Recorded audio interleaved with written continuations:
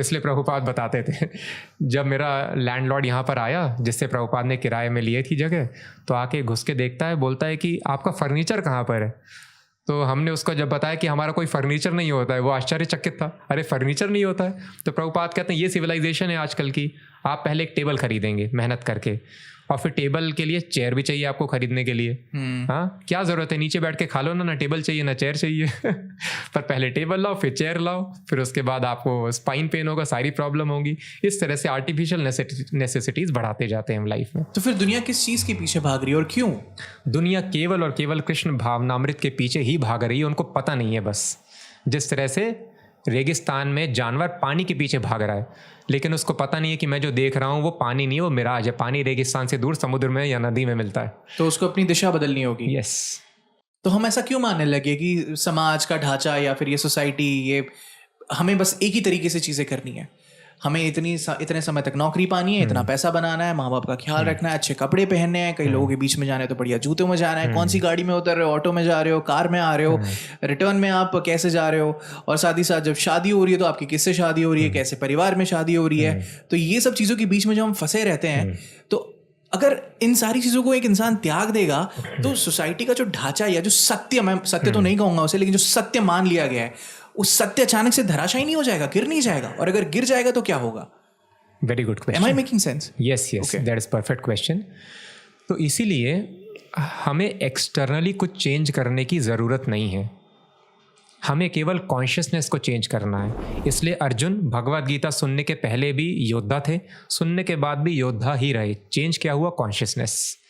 पहले अर्जुन डिप्रेशन में थे, उनका नर्वस ब्रेकडाउन हो गया था, बाद में वो एक्सटेसी में आ गए।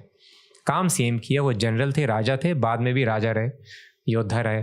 तो इसी तरह से शादी करने में मना नहीं है, शादी तो रिकमेंडेड है नॉर्मल आदमी के लिए। माँ बाप को तो ज़रूर ध्यान रखना चाहिए, और अपना जॉब ऑक्यूपेशन सबको करना चाहिए। त्यागना क्या है? त्याग क्या सकते हैं आप? प्रभुपाद बोलते हैं कि एक आदमी था, सपोज वो किसी घर में रह रहा था, वो त्याग करके कहाँ चला गया? हिमालय पे। तो इसका क्या मतलब है? घर मेरा नहीं था, हिमालय मेरा है। कहीं तो आप रहेंगे, कहीं तो जा रहे हो आप, जिसको आप कह रहे हो कि मैं यहाँ रहता हूँ। हाँ। तो आप कुछ तो खाओगे, आप यहाँ नहीं खाओगे खाना, आप जाके पेड़ का फल लोगे। क्या पेड़ आपका है? कुछ भी आपका नहीं। हिमालय भी भगवान का, पेड़ भी भगवान का है, ये घर, ये फैक्ट्री भी भगवान की है। तो कॉन्शियसनेस चेंज करना है कि सब कुछ भगवान का है, तो जो भी है वो भगवान की सेवा में यूज किया जाए। जैसे कैशियर बैठा रहता है, कैशियर को पता है जो भी पैसा आ रहा है सब कुछ बैंक के पास है, मेरा कुछ नहीं है, मैं सिर्फ अपना काम कर रहा हूँ। हाँ, मैं ये जैसे कैशियर बोलता है मैं बैंक के लिए पैसे कलेक्ट कर रहा हूँ, उसी तरह से हमें सोचना है कि जो मैं शादी कर रहा हूँ, मैं शादी क्यों कर रहा हूँ?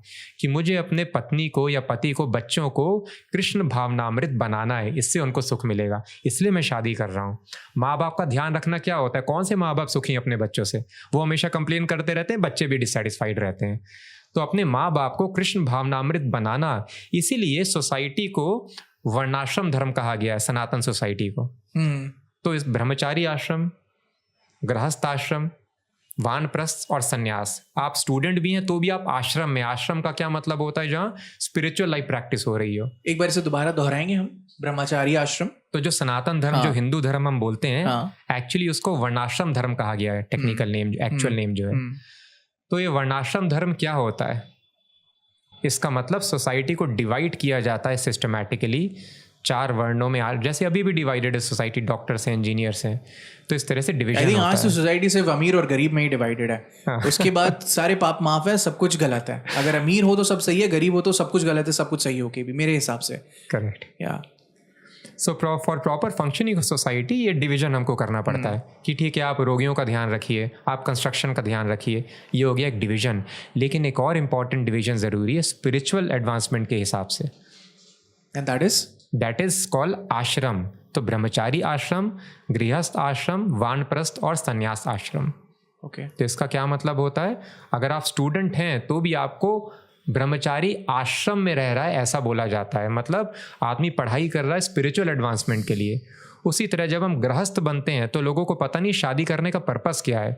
शादी करने का पर्पस है स्पिरिचुअल एडवांसमेंट। अगर आदमी शादी नहीं करेगा तो आजकल आदमी बोलता है कि शादी किस लिए की जाती है, फॉर फिजिकल प्लेजर, वो तो वैसे ही ले लो, अब क्यों शादी करने की ज़रूरत है। नहीं, शादी का पर्पज़ है फिजिकल प्लेजर को कम किया जाए। आप शादी नहीं करेंगे तो अनलिमिटेड अफेयर्स करते रहेंगे और लस्ट बढ़ती जाएगी आपकी, और कभी आप भगवान को समझ नहीं पाएंगे। और शादी करने के बाद भी शायद ही गलती कर सकते हो। आजकल तो सोसाइटी ऐसी हो गई, नहीं तो शादी के टाइम पे कसम खाता है आदमी कि I will stay loyal to the relation. तो मतलब यहाँ पर लोगों की क्लैरिटी नहीं है उस चीज़ को लेके, पर्पस समझ ही नहीं पा रहे कि हम क्यों कर रहे हैं इस चीज़ को। तो इसलिए शादी करने में मनाही नहीं है, पर शादी का जो सिस्टम है उसको बोला जाता था गृहस्थ आश्रम। मैं गृहस्थ बन रहा हूँ, मैं घर में रह रहा हूँ, पर ये आश्रम है, पर्पज है स्पिरिचुअल एडवांसमेंट। तो इसी तरह से सोसाइटी के ढांचे को कोलैप्स करने की ज़रूरत नहीं है, केवल इसको आश्रम बना देना है। जैसे आप इस फ्लैट में रह रहे हैं, हम भी ऐसे ही फ्लैट में ही रहते हैं, वही ब्रिक से और स्टील से, कांच से बना हुआ मकान है, लेकिन हम क्यों आश्रम बोलते हैं उसको? क्योंकि वहाँ पर हमको पता है हम भगवान की सेवा के लिए रह रहे हैं। तो जहाँ पर हम भगवान की सेवा के लिए रहते हैं वो आश्रम हो जाता है, नहीं तो वो फिर मटीरियलिज्म हो गया। और ऐसे ही कमरों से श्रील प्रभुपाद जी ने भी वहाँ की वाइब्रेशन फ्रीक्वेंसीज को हरे राम हरे कृष्ण इस नाम से जपती है। वही दुकान हुआ करती थी, लेकिन फिर वही मंदिर हो गया बाद में, तो वाइब्रेशन चेंज हो गए। Wow, what a line, lovely. तीसरा, वानप्रस्थ आश्रम। हाँ, तो जब आदमी ब्रह्मचारी आश्रम में रह चुका है, ब्रह्मचारी आश्रम क्या होता है? Student life. जब आप शायद 18 साल की उम्र से पहले तक हो, 25 साल तक, 25 साल तक, 5 साल से 25 साल, 20 साल उसको रहना होता है और जंगल में रहना होता है। स्टूडेंट लाइफ जो है ब्रह्मचारी गुरुकुले वसंदांतो गुरोर हितम। इसका मतलब दांता मतलब सेंस को कंट्रोल करना। सबसे पहली ट्रेनिंग जो है स्टूडेंट को दी जाती है, आप अपने इंद्रियों को वश में करना सीखिए। अगर आपने इंद्रियों को वश में करना नहीं सीखा, गृहस्थ आश्रम में आपके पास सेंस को सेटिस्फाई करने के लिए बहुत सारे ऑप्शंस होंगे। अगर आपने रेगुलेशन नहीं सीखा तो आप तो लो कैरेक्टर बन जाएंगे और कभी सेटिस्फैक्शन नहीं मिलेगा। तो जब आदमी की इंद्रियां वश में होती हैं तो वो स्पिरिचुअल प्लेजर एक्सपीरियंस कर सकता है। तो इंद्रियों का जो सेटिस्फैक्शन है इसको इंटॉक्सिकेशन कहा जाता है। केवल ड्रिंक करना और ड्रग्स लेना इंटॉक्सिकेशन नहीं है, किसी भी तरीके का सेंशुअल सेटिस्फैक्शन भी इंटॉक्सिकेशन है। ये एक नशा प्रोड्यूस करता है। क्या नशा? हम फील करने लगते हैं आई एम दिस बॉडी। तो सारी दुनिया इस नशे में है कि हम ये शरीर हैं। ये फैक्ट नहीं है, पर इस नशे में हम कैसे आते हैं? सेंस को एंजॉय करके। सेंसेस को जो आंखों को अच्छा लगे दिखा दो, टंग को अच्छा लगे टच करा दो, रिप्रोडक्टिव ऑर्गन्स को एंजॉय करा लो। इस तरह से एक नशा प्रोड्यूस होता है। उस नशे के कारण ही हम फील करते हैं I am the body, otherwise हम तुरंत समझ जाएंगे मैं शरीर नहीं हूँ। इसकी शुरुआत तो दिन से हो जाती है। कौन से टूथब्रश यूज करना है, कौन सा परफ्यूम, बचपन से हो जाती है, कौन सा परफ्यूम लगाना है, कौन सा पाउडर लगाना है। बिल्कुल बिल्कुल। ओके। तो इसलिए हर आदमी नशे में, कोई समझ नहीं पा रहा है कि हम शरीर नहीं है। तो जब स्टूडेंट सेंस कंट्रोल करना सीखता है, राजा का बेटा भी है तो भी फर्श में सोएगा वो, और पेड़ की छाल पहनेगा शरीर पे इस तरह से, तो उसको स्पिरिचुअल प्लेजर का एक्सपीरियंस हो जाता है। लेकिन फिर भी क्योंकि लाइफ आफ्टर लाइफ हम एंजॉय करते आए हैं सेंसेस को, तो बिना फिजिकल प्लेजर के और कंटिन्यू करना मेजॉरिटी जो स्टूडेंट्स से मुश्किल हो सकता है। तो गुरु की परमिशन से वो गृहस्थ आश्रम में जाते हैं, जहाँ पर अलाउड है आप फिजिकल प्लेजर्स एंजॉय कर सकते हैं under some regulation with your life partner.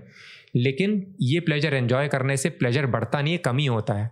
लेकिन वो एंटर करना ज़रूरी है, तब आदमी याद करता वो मेरी लाइफ कितनी अच्छी थी जब मैं ब्रह्मचर्य फॉलो करता था, स्ट्रिक्ट सेलिबेसी फॉलो करता था। और गृहस्थ में आप इमीडिएटली तो एंजॉय करते हैं, लेकिन लॉन्ग टर्म में सुख हमेशा कॉम्प्लेक्सिटी, एंजाइटी, डिस्ट्रेस प्रोड्यूस करता है। लॉन्ग टर्म में सुख, ओके। जो सेंस ग्रेटिफिकेशन, इंद्रिय प्रीति है, वो इमीडिएटली तो प्लेजर देता ही है हमको, लेकिन लॉन्ग टर्म में यही दुख का कारण बनता है हमारे। Make sense. तो जब आदमी देखता है कि वो मेरी लाइफ कितनी अच्छी थी गृहस्थ आश्रम के पहले वाली, तो ईगर होता है मैं कब लौटूंगा इस जीवन में। जैसे हम लोग अभी अपने बचपन की तरफ देखते हैं कि वो जिंदगी कितनी बढ़िया थी। यस। और उसने तो बचपन में स्पिरिचुअल लाइफ प्रैक्टिस की है, तो बहुत ईगर हो जाता है उस प्लेजर को लेने के लिए। तो इसलिए वो वेट करता है कि कब मैं वापस जंगल जाऊंगा, ये रिस्पॉन्सिबिलिटी से फ्री होऊंगा। तो इसलिए वैदिक कल्चर में 50 साल के बाद कंपलसरी रिटायरमेंट है। पंचाशोर्धम वनम व्रजेत, और आप जंगल में जाइए और तपस्या कंटिन्यू कीजिए वाइफ के साथ। तो हस्बैंड वाइफ जंगल में रहते हैं और धाम यात्रा पे जाते हैं और तपस्या करना सीखते हैं। इसको कहते हैं वानप्रस्थ। यस। और आखिर संन्यास मीन्स इट्स सोशल डेथ। आदमी कंप्लीटली डिटैच हो जाता है, समझ जाता है कि मेरे करोड़ों जन्मों में करोड़ों परिवार रहे हैं, आगे भी होते रहेंगे, और ये टेम्परेरी सेटअप कभी सेटिस्फाई करता नहीं है। तो मैं इस शरीर से अलग हूँ, इस लाइफ का मेन एम है कि मैं ये रिपीटेड बर्थ और डेथ को इस साइकिल से बाहर निकलूँ और वैकुंठ लोक में अपनी इटर्नल लाइफ में वापस रिटर्न हूँ भगवान की सेवा करने के लिए। तो वॉलंटरीली वो अपने आप को सोसाइटी से अलग कर लेता है और फुली एब्जॉर्ब कर देता है इस मैसेज को समझने के लिए और दूसरों को समझाने के लिए। मुक्ति। हाँ, सो दैट इज कॉल्ड संन्यास। प्रभुपाद जी ने ऐसा कहा था कि मेरी मृत्यु नहीं हो रही है, मैं हमेशा अपनी किताबों और अपने काम के थ्रू जिंदा रहूंगा, यस, वाणी के थ्रू जिंदा रहूंगा। यस।